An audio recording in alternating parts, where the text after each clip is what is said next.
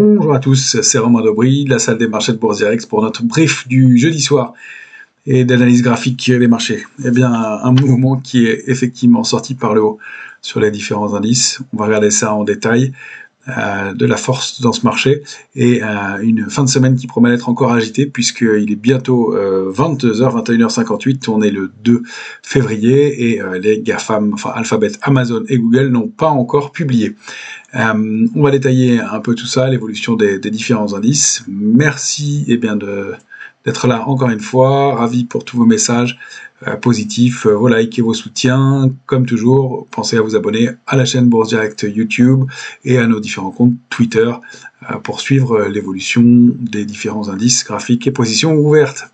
Bien une fin de semaine qui va être encore volatile probablement, donc les GAFAM qui vont publier Alphabet, Amazon et Google, Alphabet, Amazon et Apple, ce soir, qui vont publier après la publication tonitruante de Meta, qui l'a fait progresser de près de 25% ce soir en clôture. Le Nasdaq qui évidemment s'emballe dans le contexte, en débordant des niveaux de résistance majeurs qu'on avait évoqués en début de semaine, et on atteint déjà les premières cibles graphiques. C'était impressionnant, avec de la puissance du volume des investisseurs, comme on le pressentait, en retard, qui ont peu tendance à se jeter sur les marchés. On l'a vu aussi en Europe aujourd'hui de façon assez impressionnante. De l'intérêt aussi qui arrive du côté des marchés dérivés, un petit peu, ça se confirme du côté des indices américains, c'est moins flagrant et moins fort du côté des indices européens, mais c'est le cas, c'est toujours à la faveur des acheteurs, et puis toujours de la prudence, de la protection dans les portefeuilles. On va le voir, des petites tensions du côté du VIX peut-être à surveiller. Ça pourrait être le retour de la volatilité et un marché peut-être un peu moins linéaire, un peu moins dans le même sens dans les heures qui viennent, dans les jours qui viennent. On aura demain, côté macroéconomique, les chiffres mensuels de l'emploi aux États-Unis.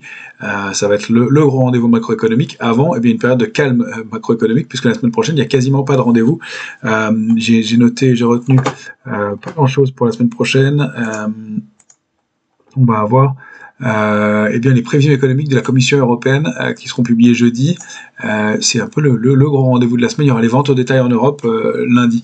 Sorti de là, pas beaucoup de choses. C'est plutôt la microéconomie qui va prendre le devant, avec du côté micro. Mardi, on aura BNP en Europe à Paris.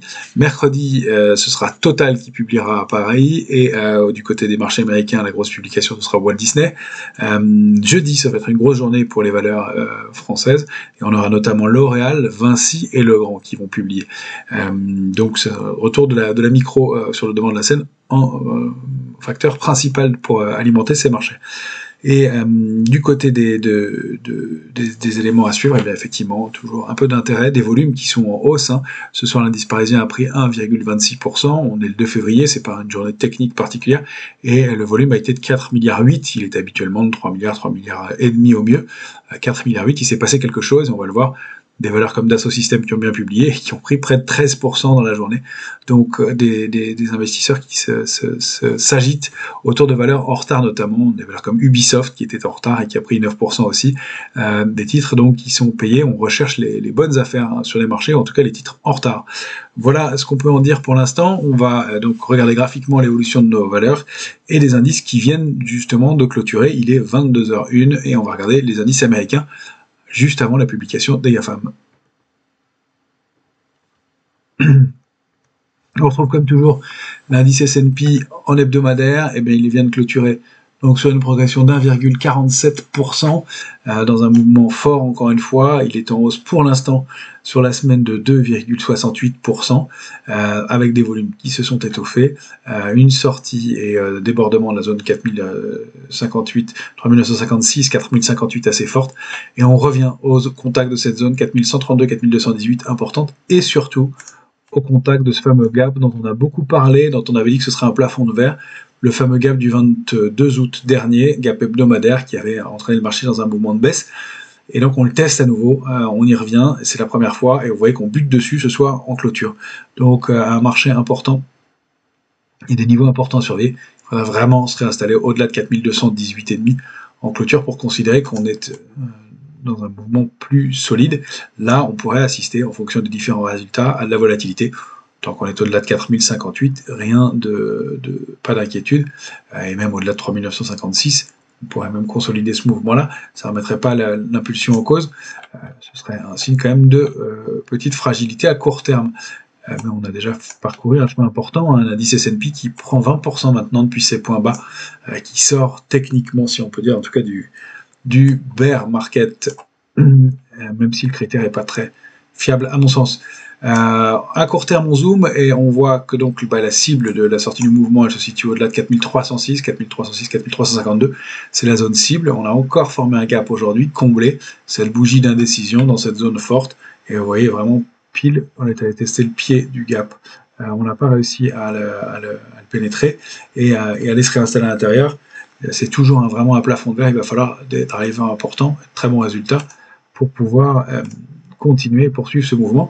On détecte aussi ce petit canal haussier dont on teste la borne haute, donc le S&P qui pourrait tout à fait venir tester les 4100, tester la borne basse pour rebondir ensuite, mais se réinstaller à l'intérieur du canal, ou alors, tant qu'on est installé au-dessus de 4177, continuer à performer, sortir par le haut du canal, signe de force bien entendu.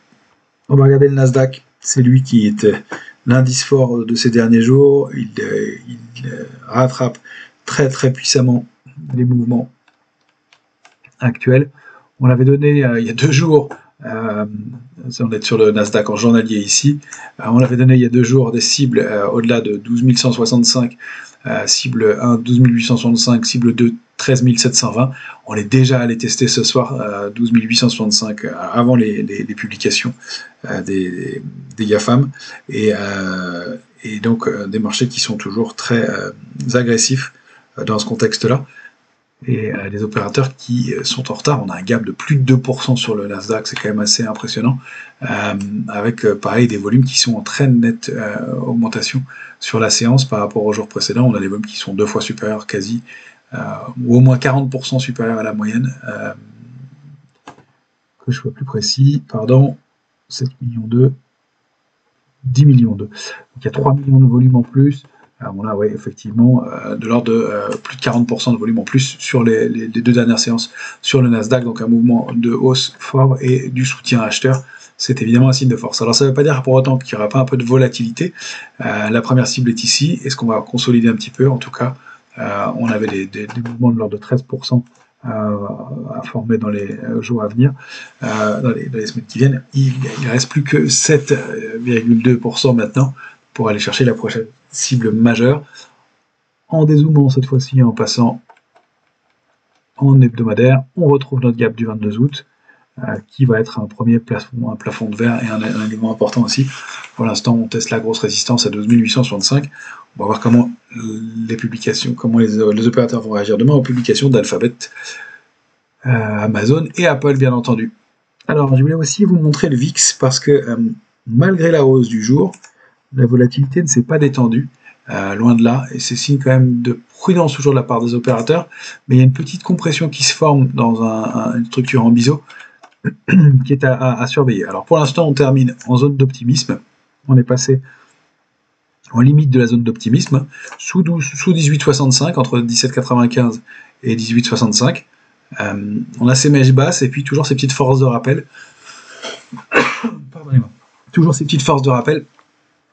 Donc un niveau à surveiller, on ne voudrait pas qu'il y ait une compression à l'intérieur de ce petit biseau, et surtout donc une sortie et un débordement de 20-12, ce serait un signe de stress sur le marché, l'accélération de la volatilité, donc une baisse des marchés. Pour l'instant, on est largement en zone de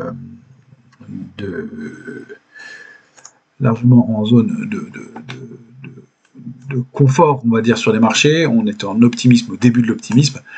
Je le rappelle encore une fois, avant d'entrer en complaisance, on en est loin, c'est sous 15,40, et vous voyez que les zones de complaisance, si on dézoome aussi sur le VIX, on peut s'y installer pendant longtemps, avant qu'il y ait des mouvements violents. On l'avait vu, par exemple, dans la période février 2019 à février 2020, pendant 1 an, on peut rester en zone de complaisance sans que le marché ne stresse. Donc, c'est un critère à relativiser, c'est surtout le débordement des niveaux qui est à prendre en compte, et puis le consensus.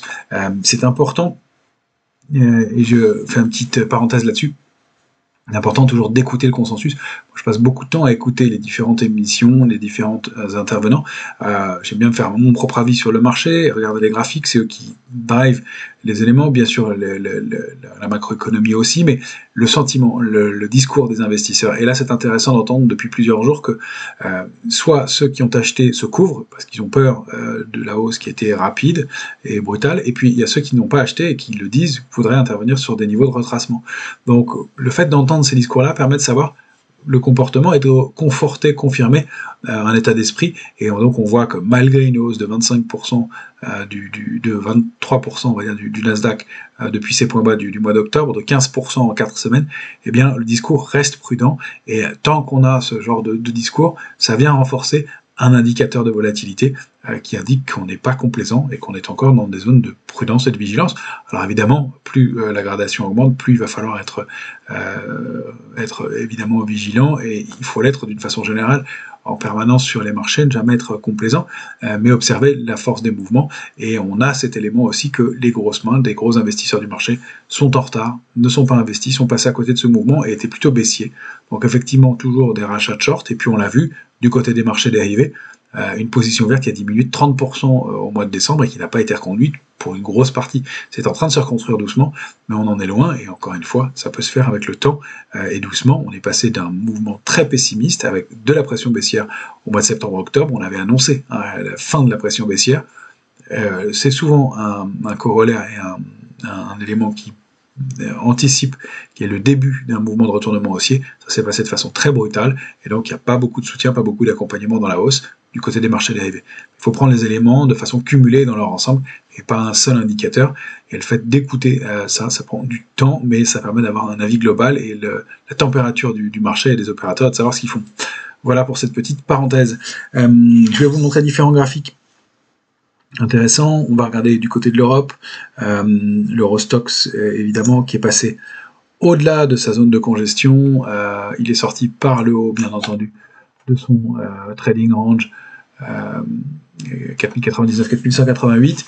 Il s'est approché de son premier gros niveau de résistance, 4252. La cible idéale, elle est située à 4278,80 pour dupliquer le trading range précédent. Évidemment, on s'éloigne des niveaux de risque. Tout ça se fait avec du volume, du soutien. On est donc dans un mouvement haussier avec 15 jours, 3 semaines de consolidation et puis une nouvelle impulsion haussière. Pour l'instant, pas d'invalidation.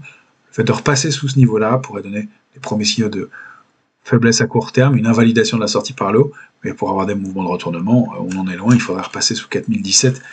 C'est vraiment pas le cas dans l'immédiat, et encore une fois, avec cette idée que même si la volatilité augmentait, il y a des opérateurs qui seraient là en repli.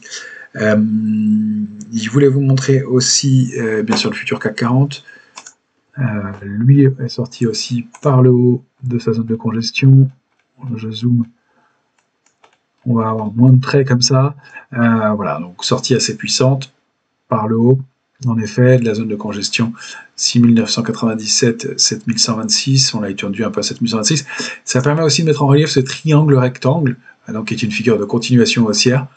La cible du trading range, ce serait donc 7255. Si on prend le triangle rectangle comme référence, eh bien, on a des niveaux qui pourraient même donner des extensions jusqu'à 7274 points. Donc c'est une zone cible intéressante à regarder. On a pas mal de niveaux intermédiaires. 7189 a été testé 2 fois en séance. D'ailleurs, on a buté 2 fois dessus aujourd'hui. C'est signe quand même de force, mais que les niveaux techniques sont bien testés. Pas mal de choses à faire en intraday là-dessus. On a fait des petits achats et des petites ventes aujourd'hui. Pas toujours facile à réaliser parce que c'est un marché brutal.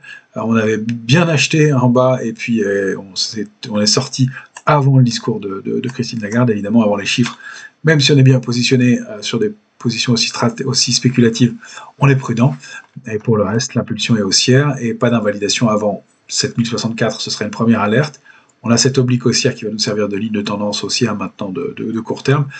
L'alerte de court terme, elle est positionnée, on la remonte d'un cran à 6997. Celle de moyen terme, je l'ai remontée aussi, en tout cas psychologiquement, ici, dans la zone 6820-6865. Effectivement, il ne serait pas bon de repasser sous ce niveau-là. Pas de raison de le faire dans l'immédiat. Et c'est donc un mouvement fort qui se met en place avec une consolidation et une sortie par le haut, et encore une fois avec des volumes. Parmi les grands indices, je voulais vous montrer le MIB, on l'a suivi ensemble depuis quelques temps. Il est allé chercher une cible, lui, L'indice MIB, en étant journalier, c'est un peu court. Je vais me mettre en hebdomadaire. Et même, on avait l'habitude de le regarder en mensuel. Voilà, il est allé chercher sa première cible, 27 100. C'est un niveau de résistance important. On a encore de la place pour aller chercher 29 000 derrière. Tout ça se fait avec du volume et c'est vraiment l'indice fort en Europe ces derniers temps. Il y en a un autre qui est intéressant et c'est toujours pour illustrer la force du mouvement qui se produit en Europe. Regardez l'IBEX, l'indice espagnol, donc qui déborde depuis l'oblique baissière sous laquelle il évoluait depuis 2008. C'est-à-dire qu'il y a un mouvement important, on a testé ce niveau-là plusieurs fois, et là, cette fois-ci, on est en train, en mensuel, évidemment, le mois commence, mais la bougie est en train de se mettre en place, alors on va voir s'il n'y a pas d'invalidation, et en hebdomadaire, c'est le cas, à moins qu'il y ait une grosse invalidation demain, de s'installer au-dessus, encore une fois, un niveau testé depuis quelques temps, et encore une fois, avec des volumes qui sont très nettement supérieurs au jour précédent. Il y a un bouchon qui saute vraiment là. Le potentiel de hausse, il est encore intéressant sur l'IBEX, même si c'est pas l'indice le plus fort. C'est surtout pour cette idée qu'il se passe quelque chose d'important en Europe. On a regardé le CAC 40. Je voulais faire un petit point aussi sur le CRB qui pourrait contribuer justement à une hausse de la volatilité dans les jours qui viennent. Le CRB, eh bien, il évolue au sein d'un canal baissier et il est en bas de son canal. Il le teste, il travaille le bas du canal pour l'instant. Il n'y a pas d'invalidation. Si on zoome un petit peu en journalier, on va quand même se méfier de ces bougies d'incertitude. Il y avait une petite toupie sur le bas du canal. On voit qu'il est bien travaillé. Donc, pour l'instant, ça reste baissier. Le canal n'est pas rompu. Attention au rebond possible du CRB, ce panier de matières premières qui pourrait donc entraîner des petites tensions. D'autant plus que le Brent, lui aussi, flirte avec des bornes basses de son canal. Alors, de niveau de résistance majeur, pardon, il est très dans tous les sens, qui n'ont plus lieu d'être. Mais une réaction sur un gros niveau de support, 81,40, c'est important. Tentative de débordement de 86,80, on n'a pas réussi. Ça nous permet de prendre un petit risque sur un niveau de support important, 81,40. On n'est pas en bas du canal, mais le mouvement est haussier à très court terme, même si on reste dans une impulsion clairement baissière de moyen terme maintenant, et bientôt de long terme, puisque ça fait depuis le mois de mars dernier que le Brent baisse dans un canal. Donc on tente peut-être éventuellement des petits arbitrages entre 80,40 et 86,80, pourquoi pas jouer des petits écarts, mais ça reste pour l'instant baissier. Haussier, c'est vraiment du très court terme et du spéculatif. Je voulais faire un point aussi avec vous sur des paniers de valeurs avant de zoomer sur quelques valeurs un peu emblématiques du moment. On a donc la robotique et intelligence artificielle. Je vous en avais parlé il y a quelques temps. J'ai laissé différents traits d'essai. Pardon, mais voilà, le mouvement s'est fait puissamment aujourd'hui. C'est un des ETF qui a le plus progressé, 5,24% dans le siège du Nasdaq, évidemment, avec donc une cible haussière qui se situe entre 13 et 29,40. On a un mouvement qui est donc bien mis en place et ce double appui qu'on avait bien identifié eh bien se confirme, un panier de valeurs intéressant pour jouer donc l'intelligence artificielle qui est pas mal. Et puis on avait parlé aussi du tracker sur l'économie digitale et le mouvement est aussi impressionnant sur un panier de valeurs comme ça qui progresse de 3,5% dans la séance. On approche des premières cibles graphiques, encore une fois, c'est une recovery importante, il y a encore de la place, donc le tracker eBuy Digital Economy, EBUY, qui nous semble avoir du potentiel pour rattraper à court terme, encore une fois pour jouer des thématiques très précises, des thématiques plus précises que la technologie en soi, ou dont on pense que ça va pas être le secteur leader dans les mois qui viennent. Alors je vous montre le Nasdaq avec un potentiel de hausse certes, mais je pense que c'est un rattrapage de court terme et que la thématique dans les mois qui viennent se jouera d'autre côté, la cybersécurité, l'intelligence artificielle, des éléments assez spécifiques de la technologie, et puis aussi pas mal de value, pas mal de transition énergétique, et donc ça va se jouer sur des acteurs qui seront moins parmi les valeurs fortes ou parmi les GAFAM, même si on va aller le voir, on va les zoomer dessus, il y a des choses importantes qui se mettent en place, il y a des mouvements assez violents. Alors Alphabet, Google, puisqu'on la suit ensemble depuis quelques temps, donne des signaux intéressants, et elle confirme largement son impulsion haussière. Elle s'adjuse 7% en clôture. Ce soir, quand on la regarde en hebdomadaire, en journalier, c'est impressionnant. Elle ouvre un gap de 4,75%. Elle atteint sa première cible. Alors, je voulais vous montrer ce mouvement-là ici. Gap de rupture, probablement ici, en sortant du biseau baissier. Puis gap de continuation, qui pourrait être le gap de continuation aujourd'hui, alors qu'il pourrait être comblé partiellement, même en totalité, sans remettre en cause la tendance. Et ce qui est intéressant, c'est que si on prend le gap de rupture, le pied du gap de rupture et le haut du gap de continuation et qu'on le duplique vers le haut, eh bien, on va retrouver comme cible et la zone cible donnée par la figure en épaule, tête-épaule inversée, qui est ici et qu'on avait évoqué plusieurs fois ensemble. Donc on a des niveaux de cible qui sont assez proches, autour de 118,20, 119,35. Et donc c'est assez harmonieux, assez symétrique, ça confirme.